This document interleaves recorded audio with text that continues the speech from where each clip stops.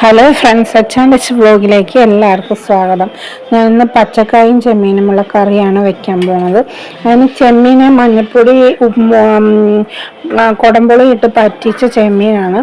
പിന്നെ കറ കളഞ്ഞിട്ടുള്ള നേന്ത്രക്കായാണ്, പച്ചക്കായാണ്. അത് കഞ്ഞിവെള്ളം ഒഴിച്ച് ഒരു 10 മിനിറ്റ് ഇട്ട് വെച്ചേക്ക് അരിഞ്ഞിട്ട്, അന്നേരം അതിൻ്റെ കറയൊക്കെ പോകും. എന്നിട്ട് മഞ്ഞൾപ്പൊടിയും മുളകും 2 പച്ചമുളകും ഉപ്പും ഒരു സവോളയും ചേർത്ത് ഈ ചെമ്മീൻ പറ്റിച്ച വെള്ളം ഉണ്ടല്ലോ, അതാണ് ഞാനിത് ചേർക്കുന്നത്. അതും കൂടി ചേർത്ത് നന്നായിട്ട് ഇളക്കിയിട്ട് ഒരു വിസിൽ കേൾപ്പിച്ചാൽ മതി.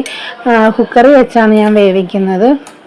എന്നിട്ട് അത് നല്ല ഉപ്പും ചേർത്ത് എല്ലാം കുഴച്ച് നന്നായിട്ട് വെന്ത് വന്നു കഴിയുമ്പോൾ നമ്മൾ ആ ചെമ്മീനുള്ള ചട്ടിയിലോട്ട് ഞാൻ ആ വെന്ത കായിട്ട്, ഞാൻ കടുക് താളിക്കുന്നൊന്നുമില്ല, വെറും പച്ച വെളിച്ചെണ്ണയാണ് ഒഴിച്ചാണ് എടുക്കുന്നത്. ചട്ടി തന്നെ ആയതുകൊണ്ടാണ് അങ്ങനെ എടുത്തിരിക്കുന്നത്. നാടൻ കറിയാകുമ്പം പച്ച വെളിച്ചെണ്ണയും ഉള്ളി ഇട്ട് എടുക്കണമെന്നാണ്.